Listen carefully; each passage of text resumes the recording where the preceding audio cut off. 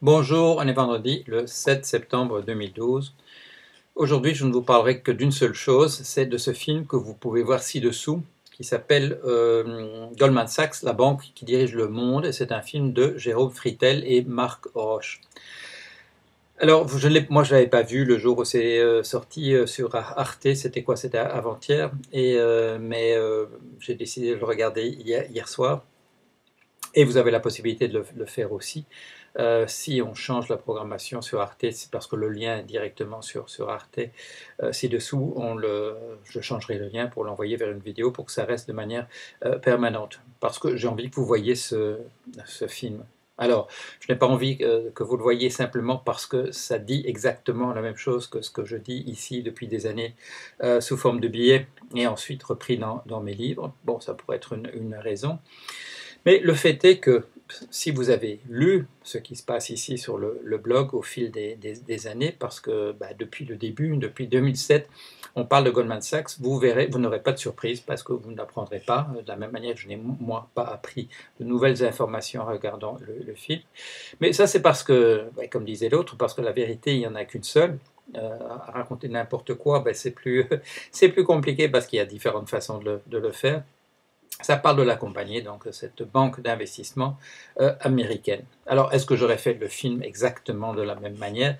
Probablement pas, parce que quand je parle de Goldman Sachs, quand je parle par exemple des paris qui ont été faits par la compagnie sur l'effondrement du secteur du mortgage, du prêt hypothécaire américain, je vous dis en général que la banque Deutsche Bank faisait exactement la même chose et pour d'autres pratiques également. Alors, quand on dit la banque qui dirige le monde, eh bien, si vous vous souvenez de cet article de M. Battiston et de ses collaborateurs sur les firmes qui sont effectivement les maîtres du monde, eh bien, Goldman Sachs n'arrive pas en premier. Il y a d'autres compagnies qui viennent bien avant, la banque Barclays, dont on en parlait récemment, à cause de ses ennuis, de ses difficultés. JP Morgan Chase vient également avant dans la liste, une liste qui est faite à partir de méthodes, je dirais, purement mathématiques liées aux capitaux de ces banques, mais aussi des interrelations qu'elles ont entre elles. Et même Natixis, la banque française, vient avant dans cette manière de classer les choses. Alors, Goldman Sachs n'est pas seul, n'est pas seul. Alors, c'est d'ailleurs ce que dit M. Jean-Claude Trichet, qui est interrogé à la fin du film. Il dit il ne faut pas faire un bouc émissaire d'une compagnie en particulier. Alors, c'est pas un bouc émissaire parce que ces compagnies sont effectivement coupables de ce qu'on dit sur les blogs dans des films comme celui-là. Mais d'en faire un cas isolé, il ne faut pas en faire un cas isolé, non, elles sont dans un ensemble. Le danger, c'est que quand on voit un film comme ça, on se dit, si on coupe à la tête à Goldman Sachs, eh bien tout irait beaucoup mieux. Non, non, non, c'est pas le cas. Tous les autres sont là, tout ça fonctionne de la même manière, et ça ferait un trou important, parce que c'est une compagnie importante en volume, en influence, mais ça ne changerait pas le système. C'est pas Goldman Sachs qui fait tout ça, et elle fait tout ce qu'on dit qu'elle fait. Elles le font de cette manière arrogante, mais elles le font dans leur ensemble. Bon, pas toutes, elles ne le font pas toutes exactement de la même manière, mais il y a quand même, s'il fallait dire quelles sont celles qui font exactement de la même manière que Goldman Sachs, on en trouverait quand même une demi-douzaine. Alors, c'est quand même important de faire des films comme ça, parce que moi je raconte ça de mon côté, Marc Roche aussi raconte ça de son côté depuis un certain temps, mais tout ça produit une image convergente. Alors, si des gens qui ont lu ici mes billets au fil des années, qui ont lu mes livres, quand je parle de Goldman Sachs, s'ils se disent il est un peu parano, il exagère, etc., le fait que M. Roche, je ne lui ai jamais parlé, il ne m'a jamais parlé, on n'a jamais cherché à se rencontrer, nous sommes arrivés à des conclusions qui sont des conclusions extrêmement similaires quant au fonctionnement de cette compagnie-là. Alors c'est bien, ça fait un faisceau convergent d'informations qui va dans la même direction. Est-ce qu'il faut continuer à faire des choses comme ça? Ben oui, comme vous le savez, Grégory Maclès m'avait offert d'utiliser encore un autre support qui est celui de la bande dessinée. Et on ne parle pas que de Goldman Sachs, mais enfin, et surtout on ne cite pas le nom d'une bande dessinée parce que c'est plus compliqué de faire des choses comme ça. Mais vous verrez, on parle de fonctionnement de certaines choses et il n'y a pas de surprise de cette compagnie-là, de cette manière-là. Alors, Comment est-ce que des compagnies comme ça sont arrivées à avoir un tel pouvoir? Je ne veux pas dire seulement, comme on dit dans le film, que le produit intérieur brut de Goldman Sachs est double de celui de la France, mais il y a un système que nous avons permis que les choses se passent de cette manière-là. Et ce n'est pas nécessairement au niveau des États individuels. Nous avons laissé se créer entre les États, à un niveau international, en prenant comme modèle essentiellement le droit qui réglait, par exemple, les transports maritimes, les expéditions commerciales qui allaient se faire vers les Indes et tout ça, on a commencé à mettre des règles en place pour que ça fonctionne comme ça. Et nous avons permis que, effectivement, à partir de ce droit international qui règle les affaires quand elles se passent entre des pays différents, nous avons permis que beaucoup de choses échappent à la juridiction des États individuels. Et c'est là que c'est en train de se passer. C'est là que se sont créés ces empires-là. Alors, est-ce qu'il faut continuer à le faire de cette manière-là? Non. Dans le film, il y a des gens dont on parle souvent ici, comme M. Simon Johnson, qui a été à la tête qui était l'économiste en chef du Fonds monétaire international. Il y a M. Lamy.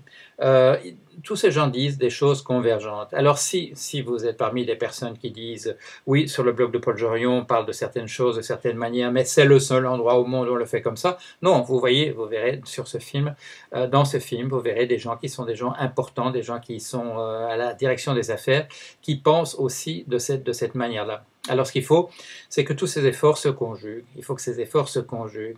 Ce qui est intéressant aussi, c'est qu'un film comme ça, qui attaque de manière vraiment, je dirais, virulente, plus virulente que je ne le fais moi, une compagnie en particulier, que ça passe sur Arte, que ça passe en Allemagne, que ça passe en France, dans une compagnie qui a, je dirais, vraiment, véritablement, pignon sur rue. Alors, vous aviez vu aussi sur TF2, ce film dont on a parlé, la finance folle sur le high frequency trading, c'était passé sur France 2, donc c'est pas confidentiel.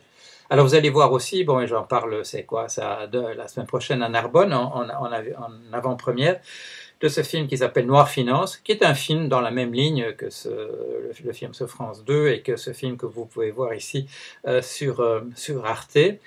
C'est un film qui attaque bien en tête le fonctionnement de la finance. Le fait qu'on me demande à moi aussi de m'occuper de parler du haut d'une chaire sur des questions de ce type-là, et que je veux dire, que la demande ne vienne pas d'endroits confidentiels, qu'elle vienne d'endroits absolument officiels, montre aussi qu'il y a un courant qui veut qu'on parle de ces choses-là, qu'on trouve à différents endroits, mais de manière, je dirais, tout à fait indépendante, mais coordonnée dans l'effet massif que ça produit, qu'on parle de ces choses-là, de cette manière-là, de la manière dont on parle ici. Alors, justement, sur cette question, est-ce qu'on est ultra-minoritaire? Non, on n'est pas ultra-minoritaire, et c'est très encourageant, ça donne envie de continuer dans cette direction-là. Tous ces efforts convergent.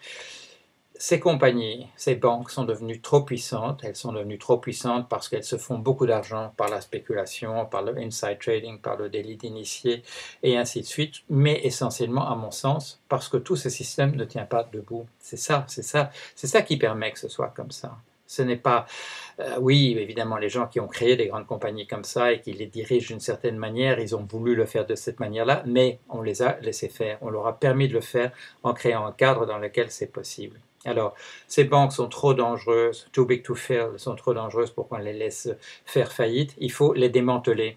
On l'a dit en 2008, à la fin de l'année 2008, on l'a dit, tout le monde l'a dit, il faut démanteler ces grosses banques. En 2009, il ne s'est absolument rien passé. On le dit dans le film, la finance a repris du pouvoir. Et là, je le souligne toujours, elle a repris du pouvoir essentiellement parce qu'on s'est tourné vers les économistes en disant qu'est-ce qu'il faut faire maintenant. Et ils sont restés bouche bée. Et ça, c'est le thème de mon bouquin qui paraît dans quelques semaines, Misère de la pensée économique. Les économistes sont restés là, muets comme des carpes, et ça n'a pas aidé. Si un discours avait été tenu en disant mais oui, il faut faire ça maintenant de telle et telle manière, la finance n'aurait pas eu la possibilité de se refaire, de surmonter son chaos et de se remettre sur ses pieds sur le ring. Et là, on a laissé passer, j'en parle souvent, en 2009, on a laissé passer l'opportunité, l'occasion de faire quelque chose. Alors, ça ne veut pas dire qu'il faut le faire, il faut enfoncer le clou, il faut demander à ce que ces banques soient démantelées, à ce qu'elles soient reconstituées sous forme d'unité qui sont viables, dont la disparition n'entraîne pas la chute de l'ensemble du système. Maintenant, qu'est-ce qu'on fait? On dit, on donne le label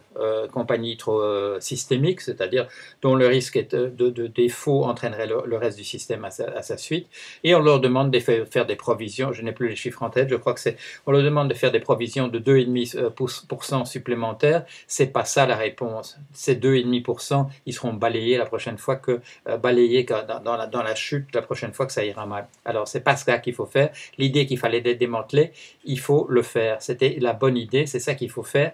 Ce Goldman Sachs va dans le même sens. Il faut démanteler ces banques. Le film qui va sortir, Noir Finance, va dans le même sens. Le film précédent, la finance, je ne sais plus, en délire, en tout cas le film qui est passé sur France 2, va dans le même sens. Il faut pousser dans cette direction-là. Il faut le demander tous les jours. Si on vous arrête dans la rue pour un sondage, dites-le que c'est comme ça. Si on vous demande d'une manière ou d'une autre ce qu'il faut faire, dites-le. Signez des pétitions, envoyez des lettres aux journaux, écrivez sur les blogs. Il faut démanteler ces banques qui dirigent effectivement le monde maintenant d'une manière obscure, selon des principes dont on le voit, qui sont des principes qui mettent l'éthique entre parenthèses. Ça, dans le cas de Goldman Sachs, c'est tout à fait évident. Il suffit encore de regarder ces gens qui passaient devant des commissions. Ils vous parlent de market makers, de teneurs de marché, etc. Ils ont tout un blabla, tout un discours idéologique pour justifier le fait que la morale est mise entre parenthèses. Non, il ne faut pas mettre la morale au premier plan, mais il faut que tout ça fonctionne dans un cadre éthique. Et ce cadre d'éthique, c'est tout simple, ça veut dire qu'on travaille tous ensemble pour le bien général. Bon, pas uniquement pour les actionnaires. Ça, c'est l'invention de M. Friedman à la suite de Hayek, que les compagnies ne travaillent que pour faire du profit, que pour les actionnaires, contre leurs clients, contre leurs employés. Ça, c'est terminé. Bon, ça va continuer, mais il faut dire que c'est terminé. Il faut dire qu'une compagnie ne fonctionne pas que pour ses actionnaires, qu'elle travaille aussi pour ses employés, qu'elle travaille aussi pour ses clients. Bon, il faut que ça revienne au centre de l'attention. Je l'écris dans ma leçon inaugurale, je le dirai le jour même, le 4 octobre à Bruxelles, mais il faut marteler ça, il faut enfoncer le clou, il faut, grâce à des films comme ça, grâce à mes livres, grâce aux livres d'autres personnes, il faut répéter inlassablement. Je regardais hier une vidéo de Frédéric Lordon qui disait la même chose. Il faut que tous nous répétions exactement ça, non pas parce que nous sommes mis d'accord, mais parce que le système peut uniquement fonctionner de cette manière-là. Alors, bon, il y a des jours où je bafouille, il y a des jours où je bafouille pas. C'est toujours très simple, c'est quand je bafouille, c'est parce que je suis très fatigué. Mais bon, je tiens à ma vidéo du vendredi. Je vais essayer de récupérer sur la semaine qui vient. Voilà, à la semaine prochaine.